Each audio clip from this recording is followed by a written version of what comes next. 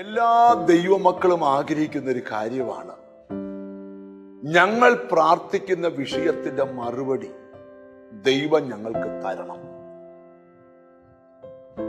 ഇന്ന് ദൈവം നിങ്ങളോട് സംസാരിക്കുന്നത് നിങ്ങൾ പ്രാർത്ഥിക്കുന്ന കാര്യം ദൈവം നിങ്ങൾക്ക് ചെയ്തു തരും.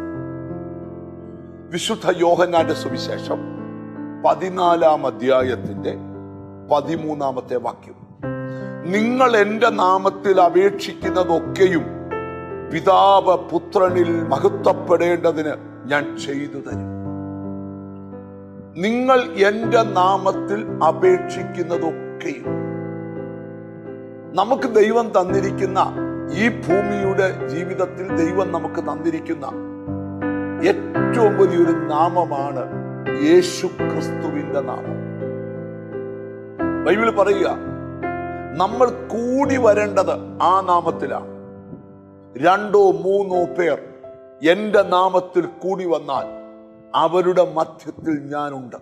അപ്പൊ കൂടി വരേണ്ടത് യേശുവിന്റെ നാമത്തിലാണ്. യോഹന്നാന്റെ സുവിശേഷത്തിലെ ഈ വാക്യം വെച്ച് നാം പ്രാർത്ഥിക്കേണ്ടത് യേശുവിന്റെ നാമത്തിലാണ്. സ്തോത്രം. 1 യോഹന്നാന്റെ ലേഖനത്തിൽ നമുക്കൊരു വാക്യമുണ്ട്, ദൈവം തന്റെ ഏകജാതനായ പുത്രനെ നാം അവനാൽ ജീവിക്കേണ്ടതിന് ലോകത്തിലേക്ക് അയച്ചു. നാം ക്രിസ്തുവിനെ കൊണ്ട് വേണം ഈ ഭൂമിയിൽ ജീവിക്കാൻ. അപ്പൊ നമുക്ക് വലിയൊരു നാമം തന്നിരിക്കുക. നിങ്ങൾ രോഗിയാണെങ്കിൽ സൗഖ്യമാകുന്നത് ഈ നാമത്തിലാണ്.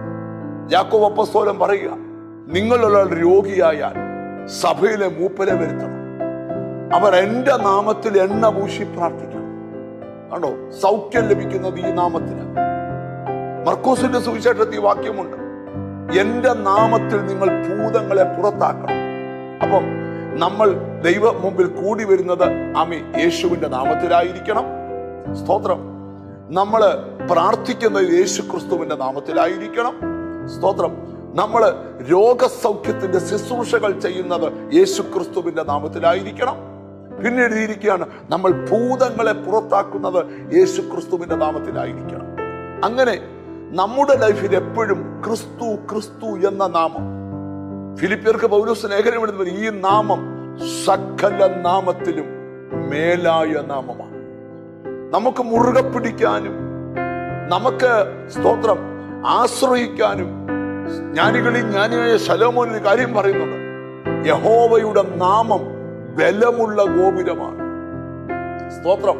ഈ ഭൂമിയിൽ ജീവിക്കുമ്പോൾ ഈ നാമത്തിൽ കൂടി വരണം, ഈ നാമത്തിൽ പ്രാർത്ഥിക്കണം, ഈ നാമത്തിൽ രോഗശാന്തി ഉണ്ടാകണം, ഈ നാമത്തിൽ ഭൂതങ്ങളുടെ മേൽ വിജയമുണ്ടാകണം. നമുക്കൊന്നിച്ച് കൈകോർത്ത് പറയാം, പിതാവ് പുത്രനിൽ മഹത്വപ്പെടേണ്ടതിന് നിനക്ക് ദൈവം അത് ചെയ്തു തരും.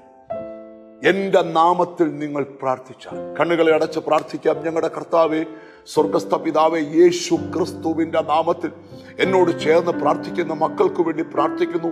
അവർക്ക് രോഗശാന്തി ഉണ്ടാകട്ടെ, പൈശാചിക ബന്ധനങ്ങളിൽ നിന്ന് വിടുതൽ കിട്ടട്ടെ. നിന്റെ നാമം ചൊല്ലി പിതാവിന്റെയും പുത്രന്റെയും പരിശുദ്ധാത്മാവിന്റെ നാമത്തെ അവരെ അനുഗ്രഹിച്ച് പ്രാർത്ഥിക്കുന്നു. അവർ അനുഗ്രഹിക്കപ്പെടട്ടെ യേശു ക്രിസ്തുവിൻ നാമത്തിൽ തന്നെ. ആമേൻ. നിശ്ചയമായും പിതാവ് പുത്രനിൽ മഹിമപ്പെടേണ്ടതിന് നിനക്ക് ക്രിസ്തു അത് ചെയ്തു തരും. God bless.